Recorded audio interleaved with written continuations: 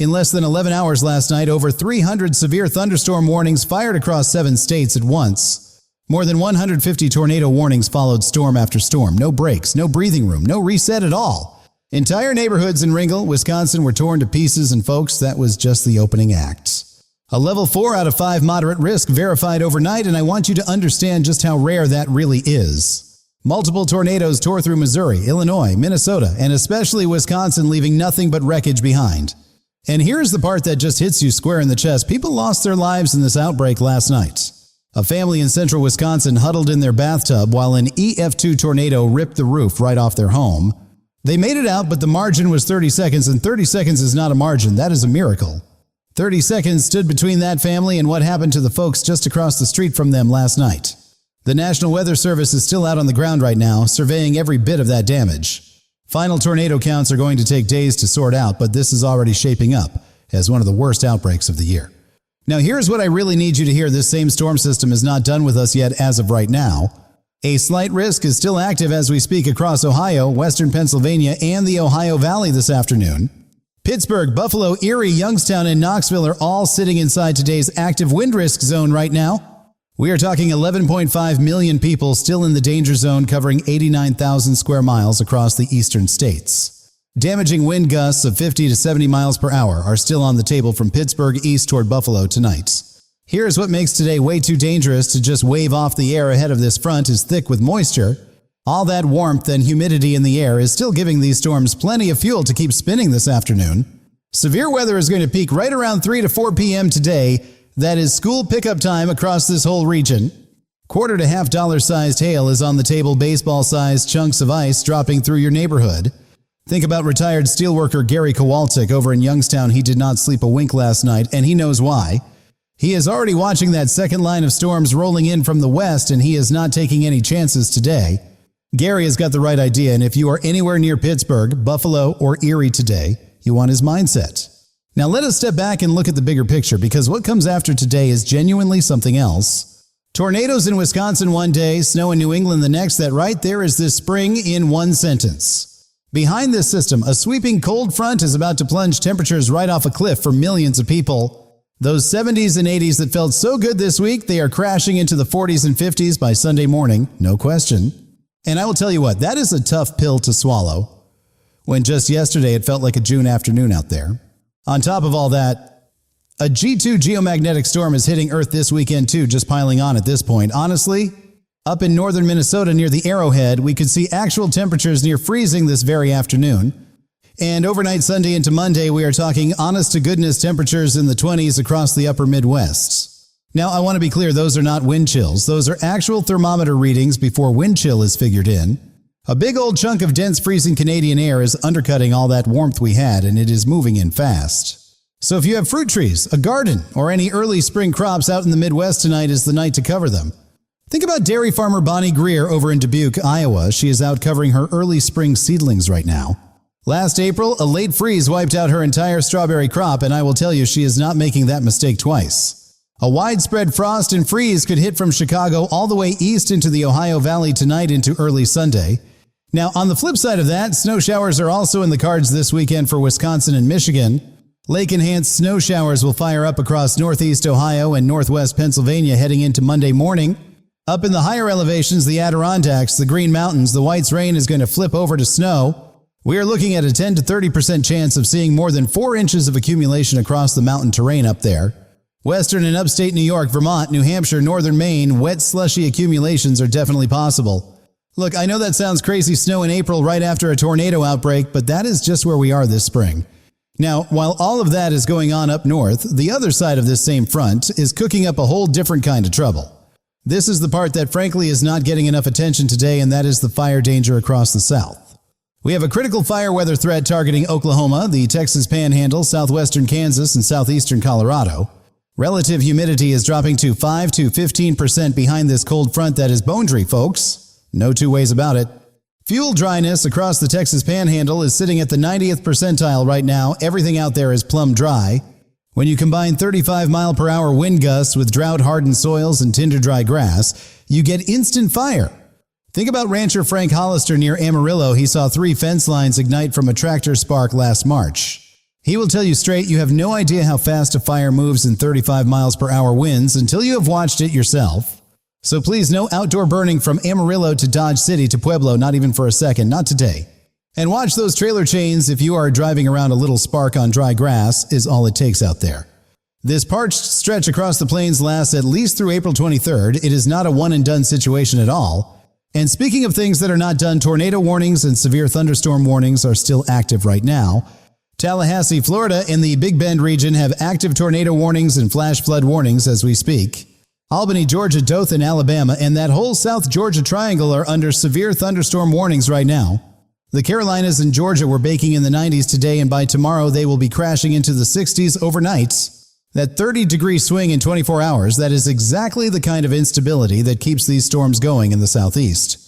Meanwhile, up in northern Michigan, flood warnings are active right now. Rivers are already up and roads are flooded. Traverse City, Alpena, Sheboygan, and Otsego County are all under active flood warnings through Sunday evening. Emergency management has confirmed ongoing flooding across multiple counties up there as of this morning. And please remember, turn around. Do not drown. 6 inches of moving water will knock a grown adult right off their feet. High wind warnings across Nebraska and Kansas are showing gusts up to 70 miles per hour through late afternoon today. So right now we have got tornadoes, wildfires, hard freezes, and flooding all happening at the same time, all one system. Now that right there is a full-blown multi-hazard outbreak, and honestly, I have not seen a setup like this in a while. Real quick, drop your city and state in the comments below, and Tom will call out your area in the next update by name. 5 seconds is all it takes, and it means your town gets a specific heads up that no general forecast ever gives you. All right, now I promised you some good news, and here it is, because believe it or not, Monday is actually gorgeous. A big area of high pressure rolls in and delivers a near picture-perfect day across the southern plains and Midwest. Seattle, Nashville, and Kansas City should see beautiful blue skies Monday with basically no chance of rain at all. Afternoon highs right around 70 degrees with crisp, comfortable air. Genuinely one of those pretty spring days. If you are heading to Kauffman Stadium for the Royals game Monday night, you flat out could not pick better weather. Out west, Billings, Montana could push toward 90 degrees by Tuesday. That is 20 degrees above normal for mid-April. And that western warm-up, as nice as it sounds, is actually the exact setup that loads the atmosphere for what is coming Thursday. So enjoy Monday while it lasts, because the models are already screaming loud and clear about what comes next. Let us talk about Thursday now, because both the GFS and European models are in rock-solid agreement on this one. A big Pacific trough is going to eject right over the Rockies midweek and reload severe weather across the plains. The Storm Prediction Center has already officially highlighted a 15% severe risk area for Thursday 6 days out. A slight risk is already posted. Wichita, Norman, and the Oklahoma City corridor are sitting in the bullseye right now. The machine learning guidance stretches that risk all the way from Duluth down to Oklahoma City. That is a wide corridor. Iowa, eastern Nebraska, eastern South Dakota, and Minnesota all fall inside that expanding Thursday risk zone as well. And here's the thing, this risk area is going to grow as we get closer and the models tighten up their solutions. Think about retired farmer Dale Simmons in Abilene, Kansas. Thursday night is already circled in red on his calendar. He told his son this spring has a system every single week, and Thursday is this week's system, plain and simple. Dale has lived through enough of these to know, and right now he is getting his barn and his family ready ahead of time. The most dangerous window Thursday is late afternoon, right as the atmosphere reaches its peak daytime heating. As that Pacific trough ejects east, it drags a massive plume of Gulf moisture right into the dry line across the plains. Add in a strong mid-level jet streak punching into the plains, and that is the trigger that gets these storms exploding. Strong lows develop across the Rockies and plains in tandem. Think of them as working together like a well-oiled machine. Destructive straight-line winds and very large hail are both likely Thursday, and honestly, the tornado question is still open. In April, you always have to put tornadoes on the table. Wind shear and instability are going to be right there. This setup looks very, very similar to yesterday's same geography, same dynamics, same corridor getting hit again. And that right there should tell you something. This is not random. This is a pattern, and it is a locked-in one. Minnesota, Wisconsin, Iowa, Illinois, Missouri, Kansas, Nebraska, Oklahoma, Arkansas, and Texas all at risk Thursday. Now here's the part that should really give you pause. Thursday night into Friday is the overnight window to watch. Overnight thunderstorms kill at nearly double the rate of daytime storms. Most folks are sound asleep when they hit. These storms are expected to keep rolling right through Thursday night into Friday morning. That is the danger zone. By Friday afternoon, severe weather gets a foothold again across the deep south and the south central states. And no joke, these are the same states that got hammered last week and the week before that. If you live in Iowa, Nebraska, Kansas, Missouri, or Minnesota, go ahead and put Thursday night on your calendar today. Check your local forecast Wednesday evening and have your shelter plan locked in before you go to sleep Thursday night. Now, as bad as Thursday looks, it is not a one-and-done event because it keeps right on rolling after that. Friday into Saturday, the storm pushes east the Ohio Valley, the Appalachians, and the Mid-Atlantic all get hit. By Saturday, April 25th, the next system brings precipitation up from the Gulf Coast toward the Ohio Valley again. Then, and this is where it gets real interesting, another low could spin up over Kansas around April 27th. Think about what that means, 2 separate multi-day severe weather events inside the same 10-day window ahead of us. A second multi-day severe weather event, April 27th through the 28th, is already showing up on both major models. Texas, Oklahoma, Kansas, Missouri, Arkansas, Louisiana, Illinois, and Iowa all lighting up in that late April window. The Kansas low swings northeast by April 28th, and as it does, the whole corridor underneath is at severe weather risk. By Wednesday, April 29th, those storms layer into the southeast, mid-Atlantic, and northeast, same story, different day. And then early May, another low forms over the Rockies and Plains. The model shows 0 signs of slowing down. Both the GFS and Euro models are on the same page here. This season is not letting up for any of us anytime soon. Get this, the machines and the meteorologists are all saying the exact same thing at the exact same time right now. AccuWeather warned months ago that 2026 would be one of the most active springs in years, and they called it exactly right. Now let us look at the scoreboard here, because the verification on this season is something else entirely. A forecaster posted an April outlook back on March 1st called for high risk of frequent destructive outbreaks in the Midwest. April 2nd, tornadoes in Iowa, Wisconsin, Illinois. April 13th, Wisconsin and Minnesota. April 14th, Midwest again. April 17th, the massive outbreak. April 18th, active right now. And April 23rd is already circled for the next one. That is 6 events, 6 weeks landing in exactly the predicted corridor, posted a full month in advance, verified. Honestly, when a forecaster nails it that far out, you take their next outlook just as seriously as their last one. And what they are telling us right now is that the Gulf moisture tap is wide open and it is not closing anytime soon. Each new trough that drops out of the west fires another cold front east and reloads the whole severe weather machine. The 2025 tornado season produced 1,559 confirmed tornadoes, well above the 15-year historical average of 1,392. And 2026 is on pace to match or beat that number, and we have got months of severe weather season still ahead of us. Think about retired nurse Carol Myers over in Omaha, Nebraska. She says, this spring feels like one long tornado season. She keeps the weather radio on every single night and her go bag packed right by the basement door, dead serious about it. Carol has got it figured out, and for everyone watching right now, her setup is exactly what we want you to have.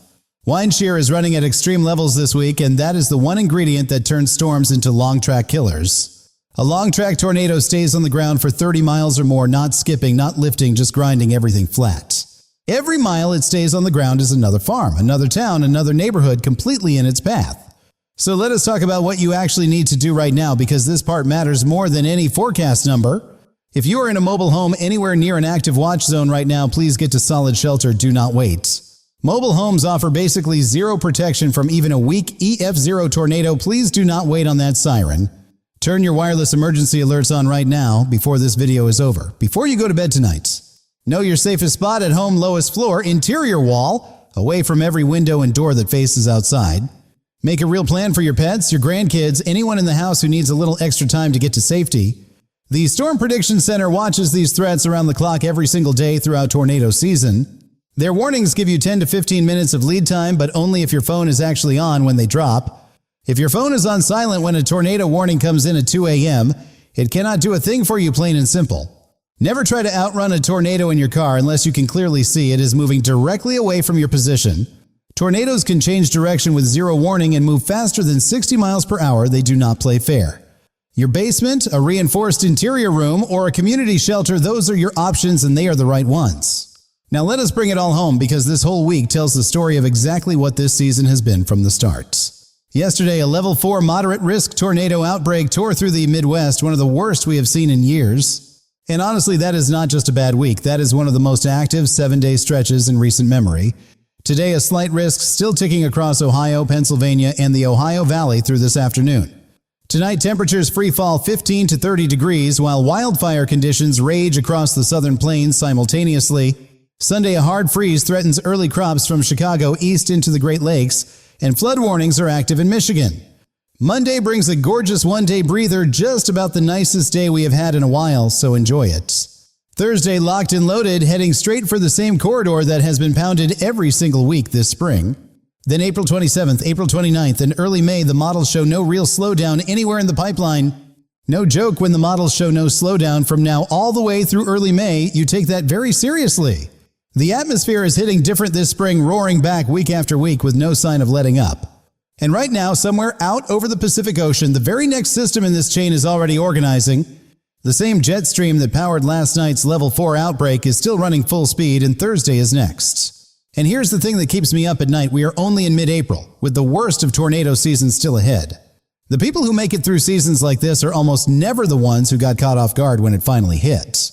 They're the ones who made a real plan before the sky turned green, not after those sirens started going off outside. If this video opened your eyes today, please share it right now with someone you care about in the central states. Think about where we started: 300 thunderstorm warnings in one night, 150 tornado warnings, Ringgold, Wisconsin flattened, and that same system that caused all of that is already reloading with Thursday lined up and April 27th right behind it. This information only does any good if it reaches people before the storms do, and that is on all of us together. One more time, drop your city and state in the comments below so Tom can call out your area when warnings drop. We read every single comment, and when a new warning gets issued near your town, your name gets called out first. It takes 5 seconds and your neighborhood gets a specific heads up that no general forecast on TV can ever give you. Stay weather aware out there, keep that phone charged, keep those alerts on, and we will catch you in the next update.